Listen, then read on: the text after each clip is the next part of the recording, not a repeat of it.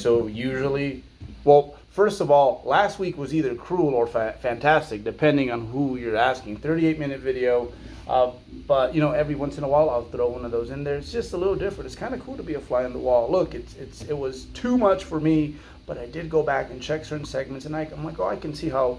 I'd say 50% of you guys think that's a cool format to throw in every once in a while. But we're back to the usual. I have no script per usual. We're just gonna wing it. But I think more than ever today, I'm just like, man, I have no inspiration for this. I don't know where I'm going to go with it, but we got to get it done.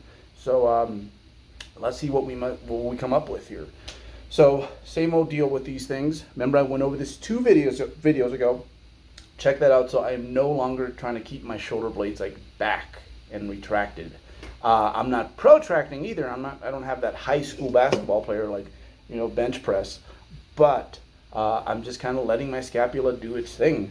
I'm still using, again, leg drive it's not like pushing weight into your press and then it goes up magically. No, it's more so just creating more stability and like driving back, like trying to drive the bench across the gym literally is what I'm trying to do. Just really trying to get glued in and create as much stability as possible. But in regards to the scaps, I'm letting them do their thing. I've had a shoulder that for the last 10 years, it's been one of those things where it's like, all right, this was just probably in the devil's small print. And what I mean by that is that, if you're going to push something past a certain point, look, like I think any athlete that's pushing it in their sport, they're probably in fantastic shape. However, you're also going to have boo-boos and things that are just going to hurt, things that come with the territory. Think about it, right? It's like a guy who bench presses 225 pounds for a clean single. That's a strong dude. But in our world, it's like you just getting started, right? Once you get past that point of just like, hey, I just want to be like recreationally good at this, right? At that point, there is some small print. You're pushing your body, and that comes with some things. And I thought that the shoulder was one of those things.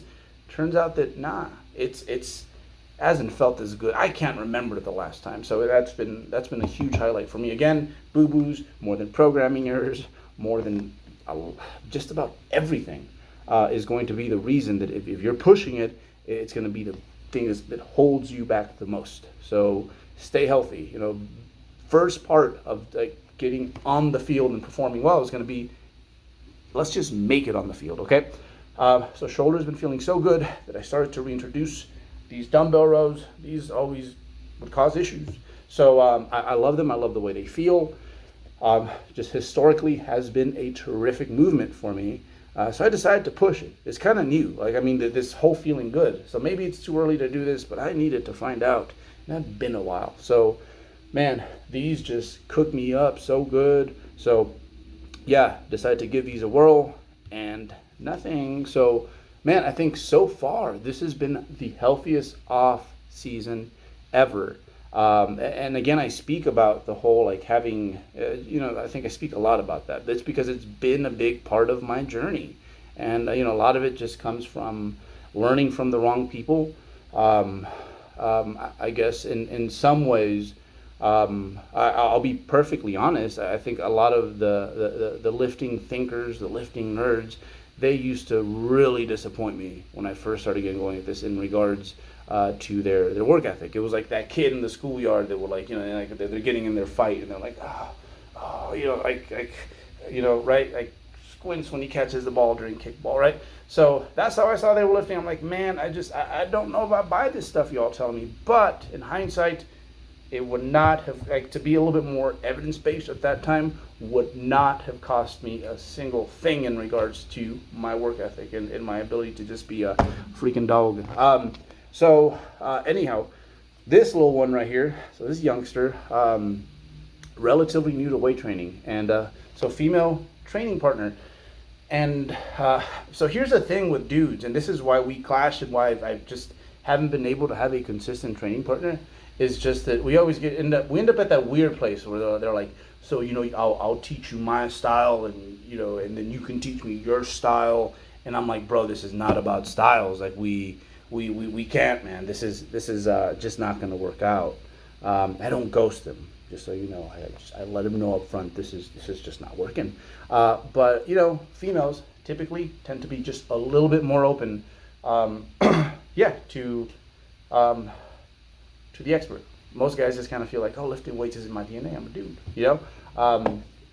Not being sexist here, we all have our things. We all have our things, but just in my experience. So yeah, it's always exciting to just have a new lifter, someone who's new, who's just really getting going with this, and just start them off on the right foot. Um, so yeah, probably there's one thing I wish I could do a little bit more of.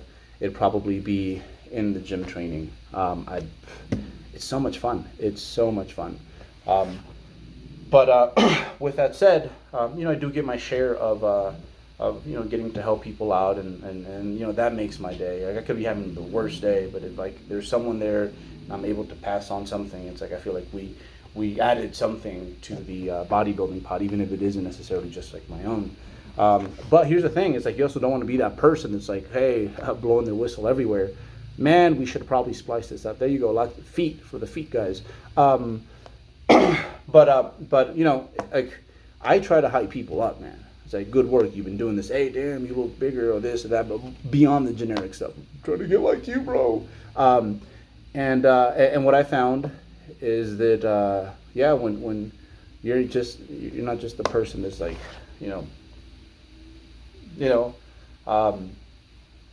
people are they kind of come to you. They kind of come to you, and again, like having people have that mind blown like breakthrough, this makes sense moment. It's at this point in my career, where I feel for the most part competent. It's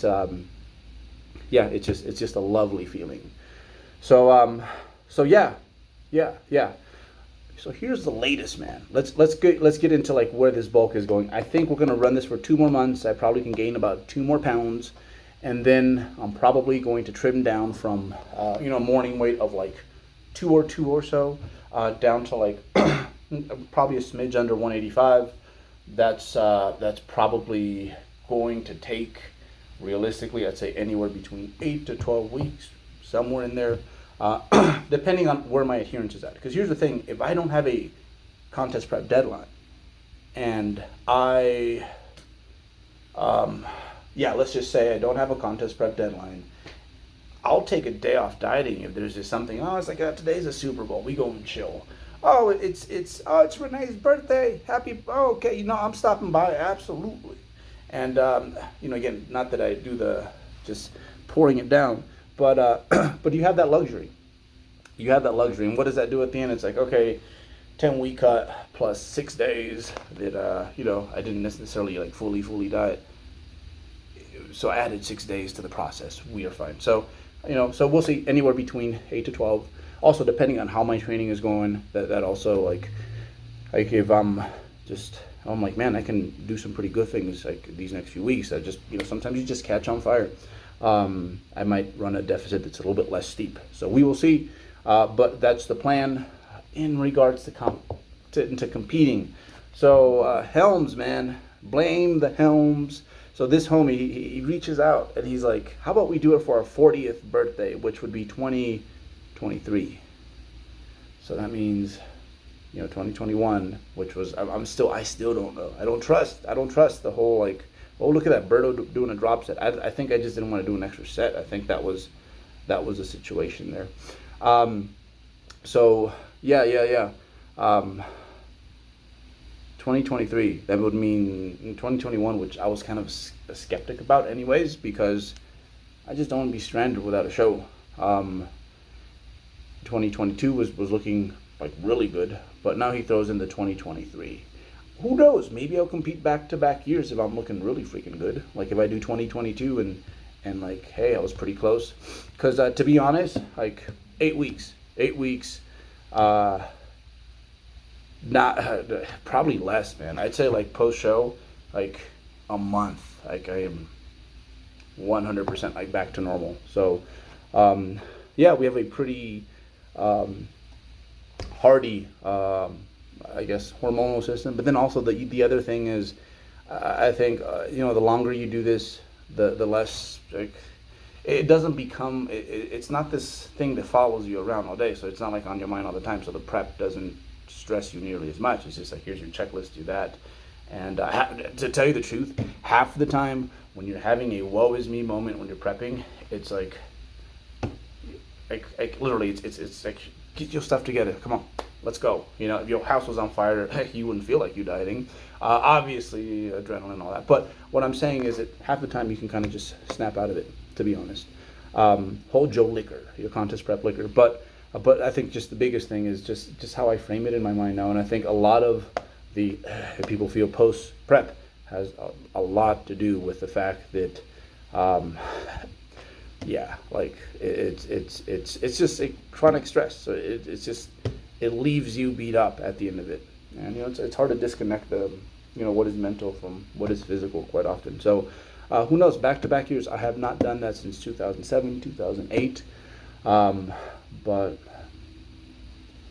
hey, I think at this point I've earned myself back-to-back years, right? So we'll see.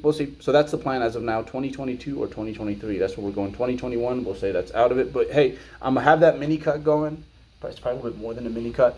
And I'm going to have you guys go through that with me. So, yep, physique updates, the whole nine. I'm hiding this now. I'm proud of it. But also at the same time, you know, it's like you want to charge it up. You want to build it up. I know, 2 more months. What is it? Is it really going to look that different? Hey, for me, it will. So I've been working really hard to, you know, hopefully before I press the fat loss button, said we get as much as we can these next few weeks.